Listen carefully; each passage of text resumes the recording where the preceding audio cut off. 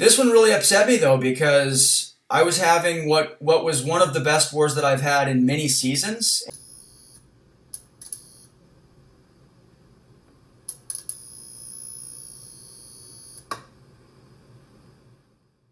Alright, here we go. This one is a fat one. It's a thick boy. It's a thick boy, and this is this video, this war. This is war number 4. This war made me pretty upset. Well, let's get into it. We are up against Halcyon. So taking path 6 in section 2, we've got an Aggro Fury Crossbones. Really good placement for him. Magneto should do very well against him here. I'm just going to use Apocalypse, and then I'll be using my Quake for this fight.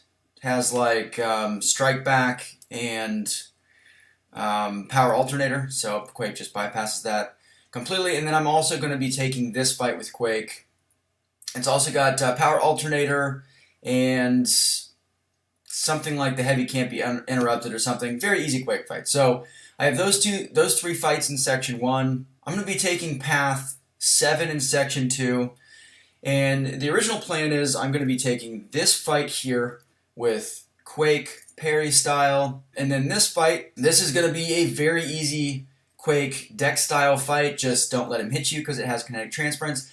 And then this fight up here, same thing basically. It's got kinetic transference. It has other stuff like Feat of Indestructible, which makes him fully indestructible for 2 seconds when you reach a bar of 2 bars of power, which essentially is there to counteract magics from taking away the power aspect of this node. Quake, in my opinion, is the best matchup. And you could also do, Ghost would be a really good matchup with no global, like Protect. Initially, I had this fight slotted for... I wanted to assign a Nick Fury to it initially. I couldn't really make a Nick Fury available for that fight based on how I wanted the rest of the assignments to go and who I would have on the right side here. I ended up taking this fight with Quake up on Mini Island here. I've got these 2 fights. Let's get into it. All right, and I mean, we've got a 30-minute video here. What are we doing? All right, so this fight is pretty simple. He can't purify anything. His SP2 is fine. I mean, I would want to block it. I don't know how to fully dex it, but because of the node, it's just much safer to bait out his SP1s, and there I knew that I would be able to kill him with my SP1. So we ended up getting out of that fight with almost full health. Good placement, but I think that the 3 best matchups there are attackers that it'd be tough to lose that fight with.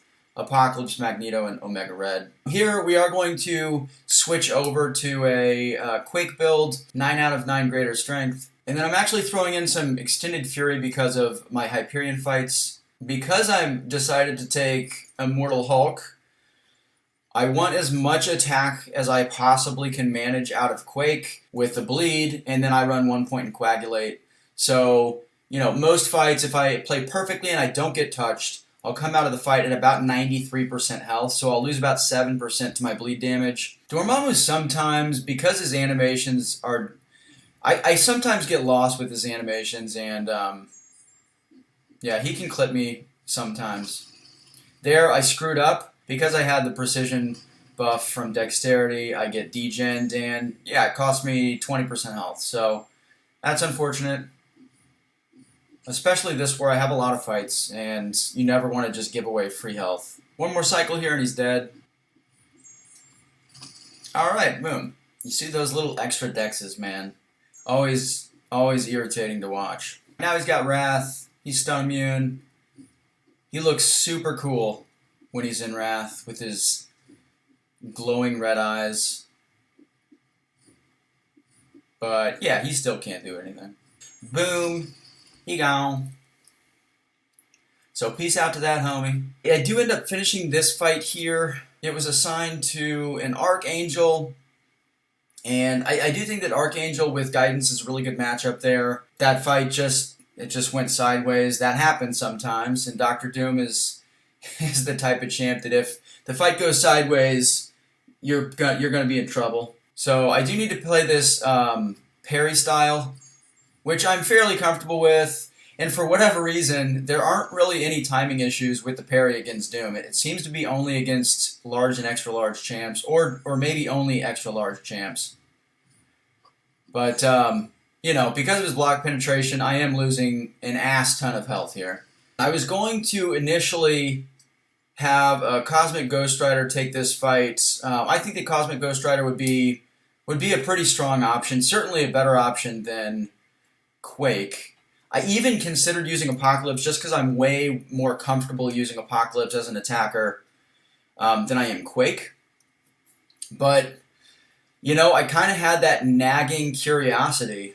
Like, if I do it right, like, is Quake going to be a viable option going forward? And I just needed to know. And since it was me risking my own champ, I thought that I was warranted in kind of taking that risk for, you know, the purposes of research or whatever, to make a signing in the future a little bit easier. I am absolutely max boosted, as you guys saw, because I know he's got a ton of health. The thing that drives me crazy about this node is pretty much every time the timer gets lost in this lighting. So here I start my timer at 4:51. I do want to switch up to parry style here. I know I'm going to take some block damage, but I want to get in as many aftershock charges as possible so that my or earthquake charges, so that my aftershock does the maximum possible damage.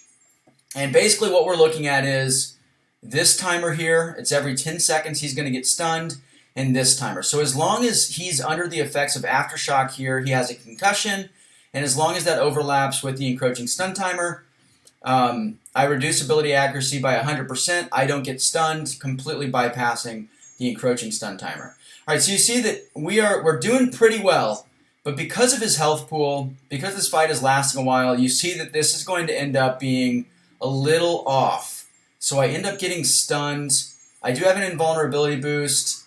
I use up all of them. I get pieced right there by the last hit, and I'm able to back out. And now I'm just going straight back in. And, you know, I'm just hoping that I can kill him before the timer misaligns again. So here we go. He's got the concussion. Encroaching stun timer comes up. We bypass it. This ends. Boom. Boom. We nail it. And now I know that I'm good. I'm just going to play this as safe as possible. If I get comboed here, he could definitely kill me. But because we're not hitting him and because he's getting no power to throw specials, he's getting 0 gamma. And if he's under 15 gamma when he would die, then he dies. He doesn't gain immortality unless he has at least 15 gamma. Invulnerability, an absolute must if you're using Quake there. I would not recommend it ever. All right, so here I'm claiming one of my Alliance War Assistance compensation packages so that I can get the healing, the bigger healing without just completely wiping out my item stash. Okay, that's fine. Boom. And then I believe I'm going to use a combat regen here to counteract some of the suicide's damage that I'm going to take, and also just to kind of save myself some items. I am max boosted, and I still do have max suicides because, again, I wanted max damage for the Kingpin fight. This fight's going to be fine. I just need to land my parries, and I'm missing a few. She does have awkward animations because she's like stabbing you with her sword, and you're parrying that like in the middle of the sword, so it's just kind of an awkward animation. I don't know if I could have ended the fight with a heavy there, but just not worth risking it. Alright, perfect. She's dead. I'm going to use another one of those huge potions. This is purely a dex fight. In my opinion, it's pretty easy to dex Ebony Maw. Quake is indisputably the best option. Alright, and this was the last fight of the war that I was worried about. If I can get through this fight, then I'm good for the war. I have really good matchups and feel really confident in my last 2 fights. Alright, you guys can see up here, this fight is taking a really long time. Again, it's a rank 3 with class disadvantage, but he is in assassin range now. That was purely accidental to let off that heavy, but now I know that I'm safe. I could have either, I threw that heavy just to end the fight. So we're all good, all clear. It took about 2 minutes. So now we have Hulkbuster. All I'm going to do in this fight is try to get off some heavies to stack up some Fury buffs. and then just recycle my SP1s just to bypass that safeguard. And you guys will see that, especially when I have multiple Furies stacked, the SP1s, once they stack up, they really start to take them away pretty good. And with hypes naturally gaining power, you know, a really viable option for playing hype is, I mean, you could play no contact here, and just dash back, intercept with the SP1 as I did there. So you guys are going to see that multiple times this fight, and that's going to come into play towards the end, because that's going to be what we want to do when he's unblockable. All right, boom, we're going to counter his SP1 with a heavy. We don't want to try to block that because it's unblockable, and then he'll stun you. All right, dash back. You guys can see I'm just doing this repeatedly throughout this fight. We are going to chain here. There, I thought that he was charging at me, so I did a dash back SP2. Fortunately, he didn't punish. It wouldn't have been a huge deal if he did punish, but all right, there. We just want to keep up these SP1s. So, boom, try to get another Fury. And we're just going to interrupt our own heavies with our SP1. Boom. We can chain some heavies here. All right, and then we want to dash back.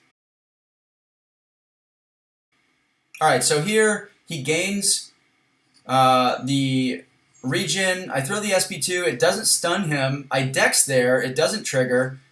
There I try to dex again. Doesn't trigger. Here I'm going to try to dex again to throw my SP2. Do the dex special that I had done numerous times in the fight. And yeah, for whatever reason. So we're just going to go back through this. All right. So here, he's down to 15%, which means it's processing. So I have notice. I know that it's happening. I've given myself distance.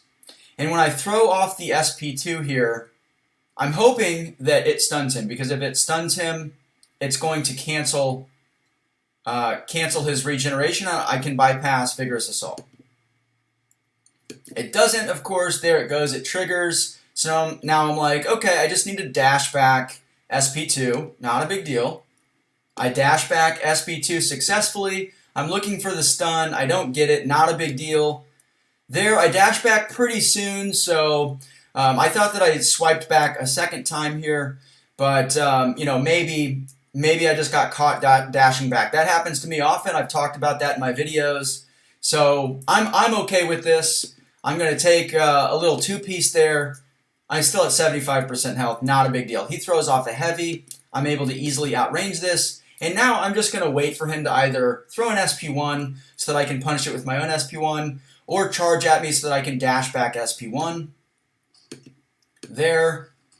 Doesn't trigger. And I get insanely...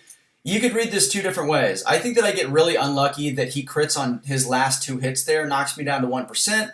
But also, I could have been lucky there that I survived with 1% as opposed to being killed there. And again, I know that it's looking dire at this point, but I still have my special. And, you know, I can survive this fight, especially with my passive power gain. So what I need to do is make sure that I bait out an SP1 from him. Because if he gets to an SP2, I can't fully dex that and I'll die. So I need to bait out the SP1 here, and then I can throw my SP2. So there I'm like, not a big deal. Literally does not read my input. Dex and parry timing obviously has been an issue for the last 2 months in this game, and it seems to happen more often against extra large champs. This one really upset me though, because I was having what was one of the best wars that I've had in many seasons, and for Loki, we really take war seriously. We love war. That's kind of what brings, I think, most of us the most excitement. Man, I was so pissed. I don't know. Whatever. We go back in with Hyperion, and we know exactly what to do. I'm not going to mess around with anything here. There. So we do trigger the parry when he's processing in his processing phase, so it disables the regen, and we never have to deal with the unblockable bullshit again. All right, and then next fight here, Terrax. It's got Polka Dot Power. Polka Dot Power does not affect passive power gain, so I'm still going to be gaining power naturally with Hyperion. And then if you poison or incinerate him, then the stun reflection goes on cooldown for 9 seconds. So here I'm just going to be patient. I thought there is just a mistake, man. I was a little flustered here, and I thought that I could counter his heavy with my own heavy. I was wrong. The spacing was not right. But yeah, I can stun him because this stun reflect cooldown timer is active here. And what I don't want to do is I don't want to throw an SP2 in this fight when stun reflect is up, because if I do stun him, then that'll get reflected onto me. So just be careful of that if you guys are using Hyperion on this node. But yeah, I mean, the strategy is exactly the same as it was for Hulk, or Hulkbuster, I should say. All right, now here I'm just going to wait out to an SP3 because, again, I don't want to throw the SP1 or the SP2. I don't want to risk stunning him. Here, I don't even know if I'm going to get any damage. Yeah, I get like minimal damage here, but it doesn't matter. I know that I'm going to get most of my damage from when he's incinerated, being able to stun him. I'm thinking, like, should I trigger my regen using my cosmic charges? And it just didn't work out. He was just being too aggressive. But just going to recycle the SP1s, and ultimately there is not much to worry about this fight. I know that it looks ugly right here because of the armor breaks, taking block damage and stuff like that, but you don't really have to take block damage in this fight.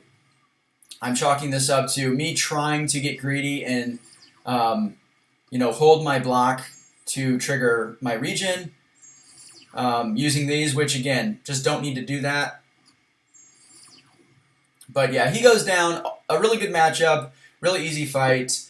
That caps off what was a pretty good war overall for me. I got totally screwed in that Hulkbuster fight, and I will die by that. I did not miss 3 dexes in a row, trust me. Battle Group 3, we ended up dying 3 times. One, of course, you guys saw my death. We ended up winning this war using the new tiebreaker system, which I think is a brilliant move on Kabam's part. So both alliances died 10 times, but we had drastically lower fight duration. And I think that this is going to really kind of be a good indication of the level of the alliance. So, I look at this alliance, I don't know anything about them or their members, but I would say that this is pretty good, right? And then, we had, I would say, definitely a poor war.